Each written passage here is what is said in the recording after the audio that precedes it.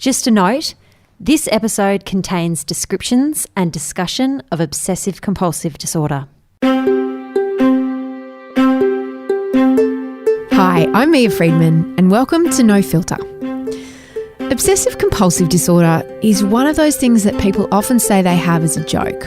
You know, like, oh, I'm really OCD about germs, or I'm totally obsessive compulsive about eating the same thing for breakfast every day.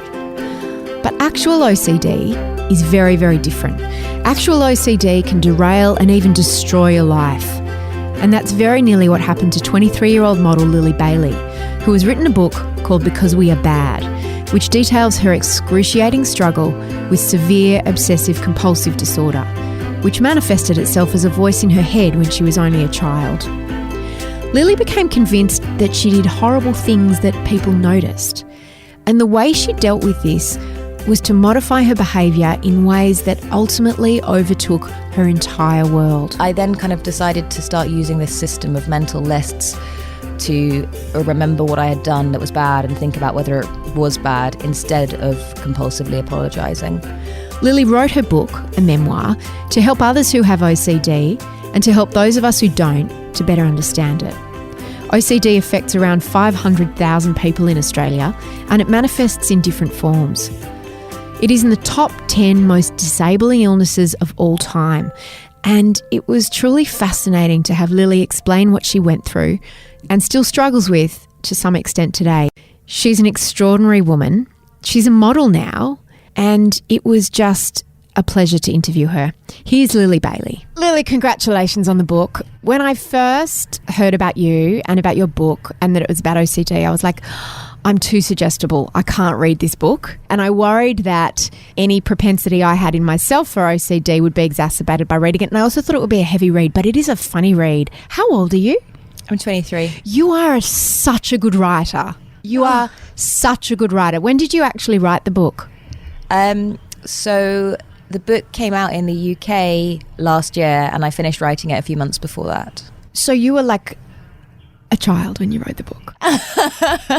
You are very, very talented as a writer.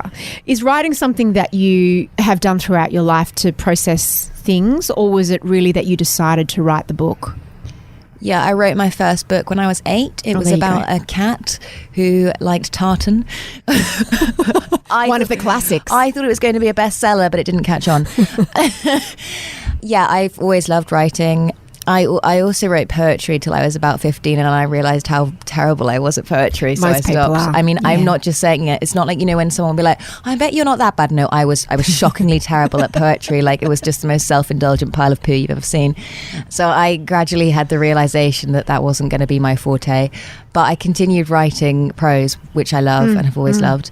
And then, yeah, I was working as a journalist and I was approached and asked to write a book about OCD. And I thought, I don't know if I want to write a book about like my most private, innermost struggle and, you know, really lay my soul out for the world to pick at. And I don't know whether I want to be like that mental health kind of, like whether that's, you know, all I'm known for ever. Totally. But I'd got to the point where it was just the way people were speaking about OCD in like public discourse was just really infuriating me. Your form of OCD manifested as you feeling that you were a bad person, and this internal dialogue that almost manifested itself as a person outside yourself, as an actual character, which is why the use of we throughout the book. It's not me, it's we. Who is we? So I heard my OCD as a voice within my head, and my inner voice would always say, we should do this or we should do that. And she didn't have a name. She was just she. And I didn't see her. She was like within my head. I would feel her moving around to different parts. And I don't know why it happened like that. So I have come across other people who hear their OCD as a voice. It's not like the most common thing ever, but it can happen. And what sort of things did she force you to do? So initially, one of the big things I was worried about was that my sister would die in her sleep, and she, my friend, would sort of say, you know, we need to check on her. We need to feel that her heart is still beating and that she's still breathing. And then, you know, we'd go back down to my room and we'd be praying that my family wouldn't leave me, and then we'd be like, oh, but Ella could have died in that time, we need to check on her again. And then we'd be going back downstairs and then doing the kind of slightly more typical things people associate with OCD, like checking plugs and checking taps and that kind of stuff. That was the first kind of things that we did. And then as I got older, it developed more into making lists of things I had done that could be bad. You called your OCD a friend. She is a friend. But she was almost an abuser or a captor, wasn't she, in some ways? Yeah, then that's actually how my psychiatrist described my friend. She said, she's like an abusive partner. She's really horrible to you, but you go along with it because you're so scared about what will happen if you don't. And occasionally she's just nice enough to you to make it, you think it's all worth it, which sometimes she was. Sometimes she would tell me that things were going to be okay, that I was okay, and that, in time we would learn to be a good person. And I think that kind of made her quite seductive.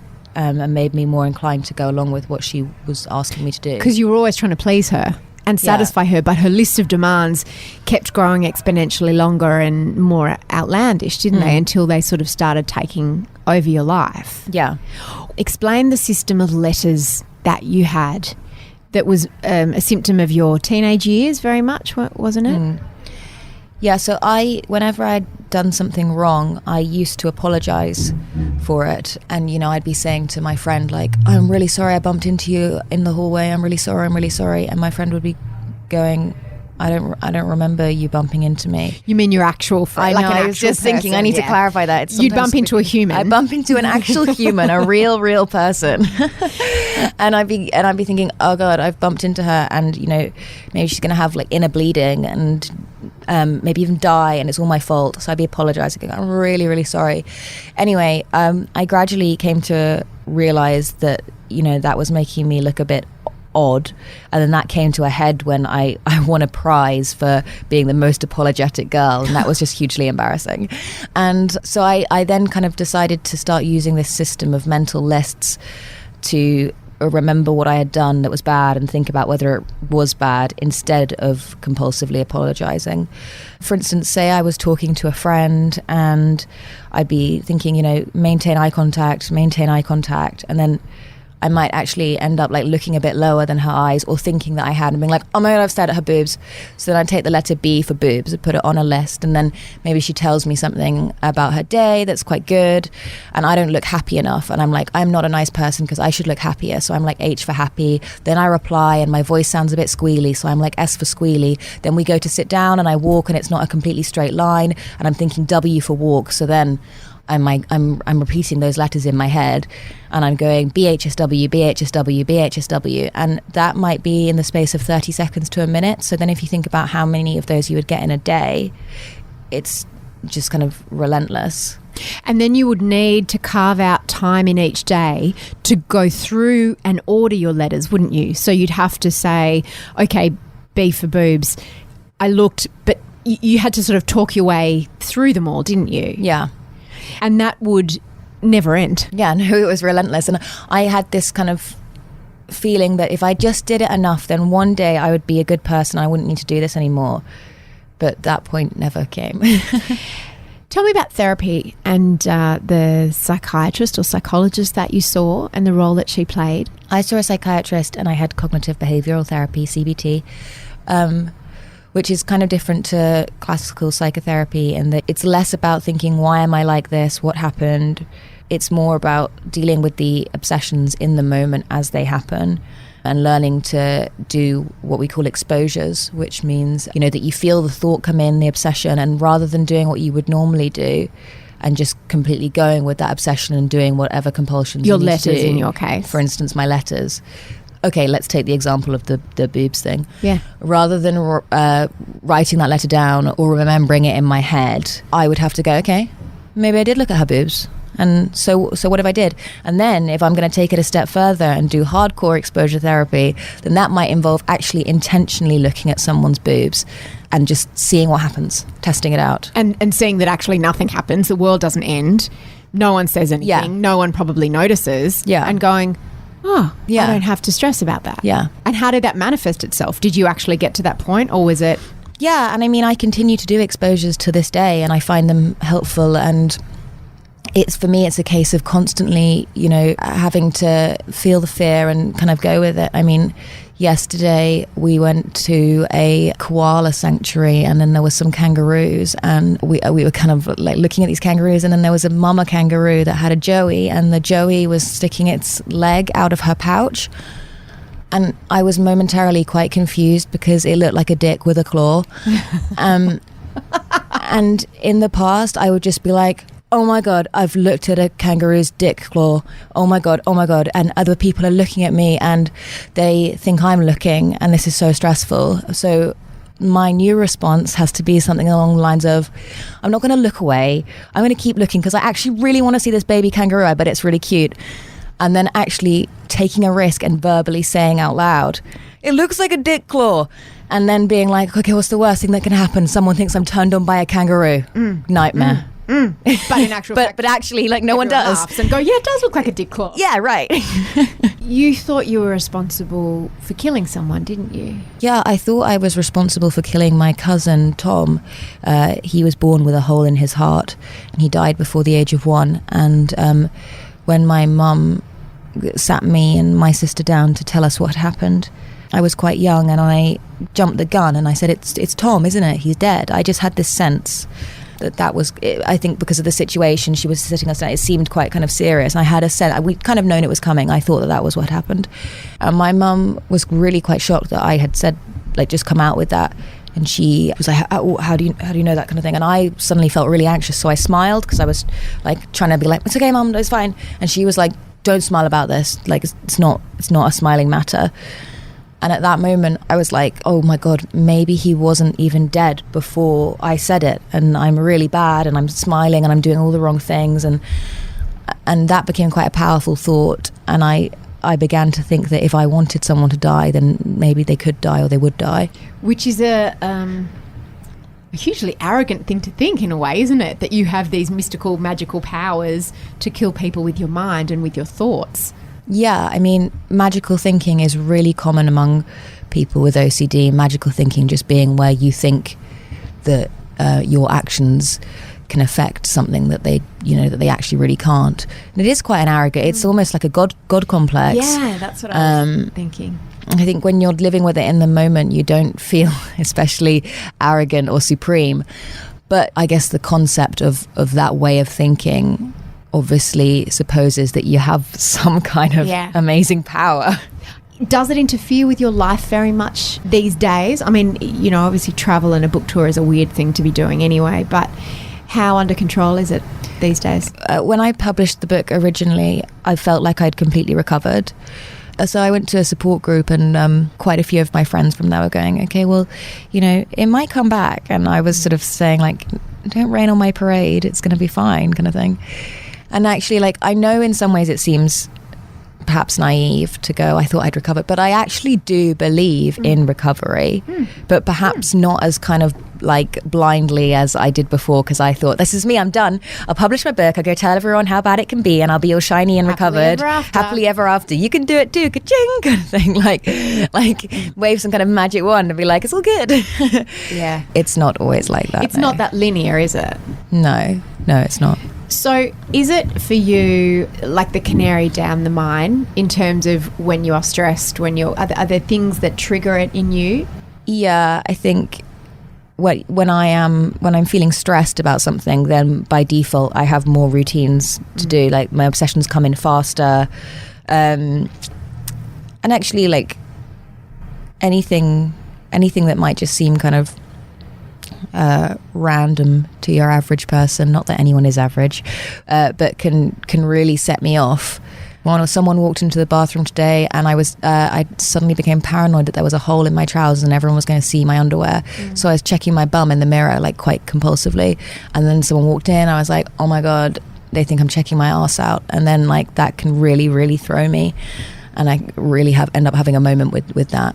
So for me, it's about kind of learning how to, I learn every day how to manage those thoughts and feelings. Just jumping in here, when we're talking about she, we're talking about Lily's OCD. She manifests as a voice in Lily's head, which is why her book is called Because We Are Bad. By we, she's referring to the voice and herself. So she almost sees herself as two people, her and her OCD. Back to Lily. The process of therapy, she didn't like that. She was very threatened by that, right? And she resisted it. She was just really angry about the fact that I was having therapy, and in the end, she kind of just went off in a strop, and that was that. And never came back? Which sounds really like a crazy thing to happen, given that she'd been with me my whole life. But yeah, pretty much. She'd been fading. She'd been losing her power. Right, yeah. And then... as you got more power over your condition. And then there came a final point, at which point she just dropped off. And much to your surprise, and my surprise a little as a reader, you were quite disconsolate about that. Yeah, I think I was. In a way. I felt kind of bereft. She'd been with me my whole life, and for all the bad things that she was, which she was, you know, she was quite comforting sometimes, and I missed her. But you got through that. I did, yeah. But then just because she left, she didn't take your OCD with her? No, she didn't. I just continued doing everything by myself. So at that point, with what I was talking about happening in the nursery, it was just me going, what if I'm going to be in really big trouble? Because sometimes she would reassure you, wouldn't she? She'd like, well, here's what we've got to do. Yeah, if you're really worried about something and someone is being really mean to you, but they're still giving you some kind of solution, or what you feel is a solution to that problem, then there's going to be something attractive about that, right? Mm-mm. Through all of this, you still lived your life. You went to school and you went to university. How paralysing and how dominating was it of your life? I think it would be hard for anyone other than me to truly understand how much of my life it impacted, because on the outside I seemed so okay, but actually that's not especially uncommon with people with OCD. The average time taken for someone with OCD to get help is 12 years, which is much longer than any other mental health condition. Wow. OCD sufferers are masters of keeping the whole thing secret. So yeah, it was turmoil for me on the inside, but on the outside I looked pretty normal. You were high functioning. Yeah, I was, yeah. And some of the things that people would traditionally associate with OCD, like hand washing, light checking, you had aspects of those, didn't you? Those rituals that you played out? Yeah, I did. And those things that we traditionally associate with OCD, it's not a case of saying, let's not talk about those at all. Let's focus on these other things that aren't spoken about as much. But, you know, let's forget all the more traditional stuff, because it's equally valid. But I don't always focus on that aspect of it in interviews, just because I feel like that part does get more airtime. And, you know, there are other parts that I think it's also good to talk about publicly that we don't talk about. Like, we never really talk about intrusive thoughts, because it's such an uncomfortable and difficult thing to say. Like, I had this really I had this really horrible, violent thought. Like, no one really wants to say that, but I think it's important that we do.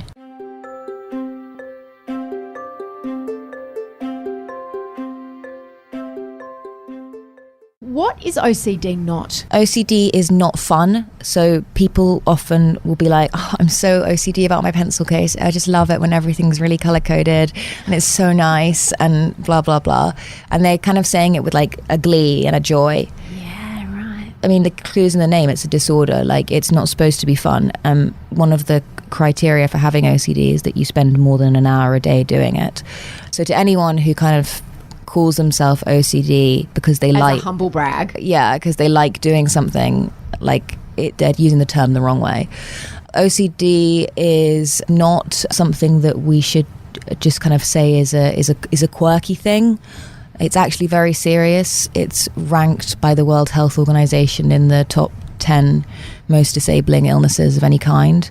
I know a blind person with OCD who I'm quite close to, and he actually said to me at one point, you know, if I had to choose between blindness and OCD, I'd choose blindness because being blind is manageable, OCD isn't.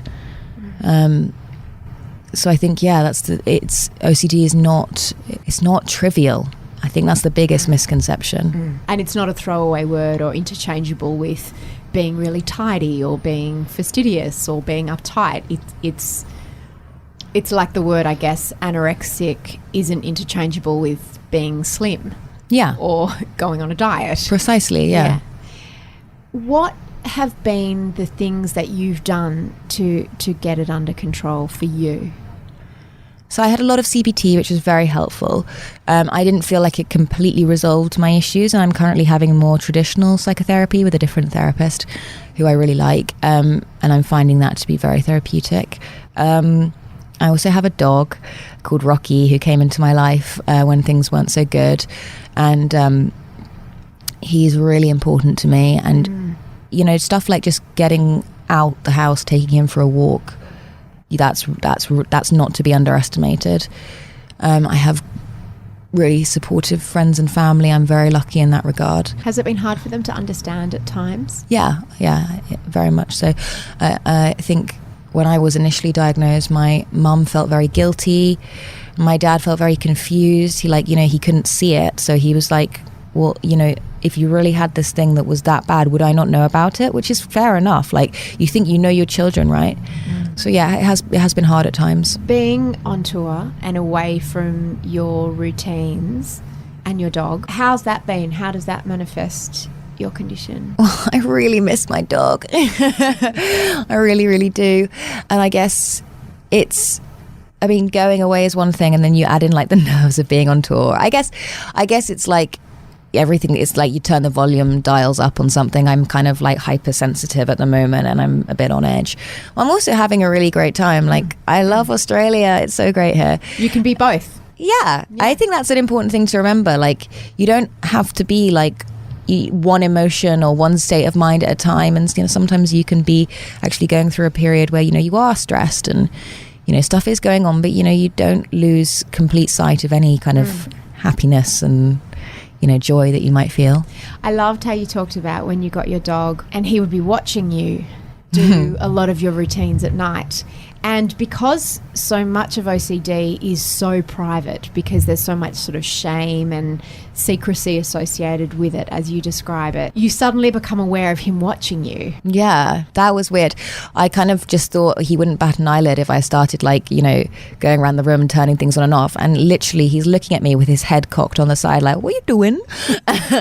And it was so disconcerting and actually like quite important and good for me, because when I start doing stuff, he just gives me this look like, oh, it's so great. I love him. So it's almost like he pokes the bubble, like he bursts the bubble and like, what are you doing? And do you sort of go, yeah, what am I doing? Yeah, often. Yeah, and I'll just give him a cuddle and try and distract myself. Yeah. With romantic relationships, which you start at the end of the book, are you still with that guy? No, I'm not. Explaining it to him must have been, you're coming out to him must have been, how did it compare to coming out at work? I think it's harder to come out to a partner in many ways, because when you really start to care about the person, you have a lot vested in that relationship. And it's always hard when I try and date people and talk about OCD and the way I experience things. And I started seeing this guy quite recently, who I'm not seeing anymore, but when I did start seeing him, he was all like, so should I read the book or should I not read the book? And I was like, please God, do not read the book. Oh, really? I thought the answer would have been absolutely read the book, because how can you hope to understand me without knowing this stuff? Well, it's not that I wouldn't want to tell him, but I feel sometimes like having written a book about this whole thing it slightly places me at like a disadvantage when I meet people and interact with people, because they can go and they can get the book and they can read it and they can know my innermost private thought that I won't know about them. And it's not that I wouldn't tell them myself, but I sometimes hate the idea of everyone I meet going forward in my life being able to just, you know. Don't worry, most people are really lazy and they won't read it. I know. That's what my mum says. My mum's like, you know, I don't want to make you think your book's not very important, darling, but most people will not read it. It's very true. Most of your friends and family, they're just like, you know, they probably don't have time. They've lived it, or they're living it. Right, yeah. So strangers will read it, which is actually easier. I don't mind strangers reading it. Yeah. That's fine. I just wanted to finally ask you about medication. If medication has played a part in your recovery, is it something that people should explore or can explore? I think often we are inclined to medicate people as a first line of response, and I don't actually think that. I think in some ways that's lazy treatment. not in a pill shaming sense, because I take medication. Same.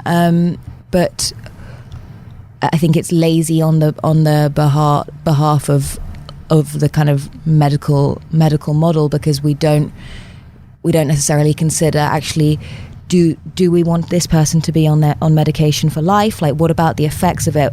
Should we try some other therapy first? We just go straight into it really often, and we tell people they have chemical imbalances, which has actually never been proven. It's quite a dangerous myth to perpetuate. So whilst I think medication has a place, I think I would urge people to get second opinions and to not just instantly take a pill they're given, because I did that and I regret it. What's next for you? That's a good question. I'm not entirely sure. I thought I'd write this book and then be like, right, on to my next book. I've always wanted to write fiction. Writing the book kind of zonked me out. I think I was just mentally and emotionally exhausted after writing this book. So I've been doing quite a lot of modelling. It's just like, I have to engage brain in the same way. Thanks for listening to No Filter. Lily Bailey's book is called Because We Are Bad, and you can buy it at iBooks at apple.co/Mamamia. This is where you can also subscribe to all our other shows in one place, or you can download our podcast app. That's the best thing to do if you want a one-stop shop for our podcasts. If you want to suggest a guest or just ask me a question, you can call the pod phone on 02 8999 9386, or you can flick me and my producer Eliza an email at podcast@mamamia.com.au. If you like this episode, we have so many others in our back catalogue. You might be new to No Filter. We've done around 100 episodes. So there's everyone from Georgie Gardner to Lisa Wilkinson, Nigella Lawson, Rosie Batty, Debbie Malone, who's a psychic detective, Naz Campanella, who is a blind journalist and newsreader on Triple J, Sally Faulkner, who tells the most incredible story about leaving her children behind. I've also spoken to men. This is not a pain-free zone. Ben Fordham, Paul Murray, Koshy. I think Koshy was one of the first episodes. Richard Feidler. Oh my God, if you're interested in Richard Feidler, if you like his show, I interviewed him. That wasn't at all stressful, interviewing one of the best interviewers of all time. Speaking of which, Andrew Denton. I spoke to him as well. So if you're still listening, if anyone's still listening, there are so many interviews in the back catalogue of No Filter. Really great for road trips, drives, sick days, hospital stays, in the shower, anytime really. I am Mia Friedman. The executive producer of podcasts at Mamamia is Monique Bowley, and the head of entertainment is Holly Wainwright, actually. And that trips me up every time, even though I've said it over 100 times at the end of these podcasts. My partner in crime on this pod is my producer, Eliza Ratliff. She's the one that writes these things for me to say and then indulges me when I go completely off script. She does the research, she does the editing, she makes it all sound really good, she cuts out the boring bits. So that's it. You'd think I'd get better at this. You think I'd get better at these end bits, but really, it's not getting any easier. I'm Mia Friedman. Come follow me on my Facebook page or on my Instagram. Or you can subscribe to my newsletter. The best place to go is miafriedman.com.au. And that's where you can find out about my book, Work-Strife Balance, and everything else. Lots of love. I will see you next week.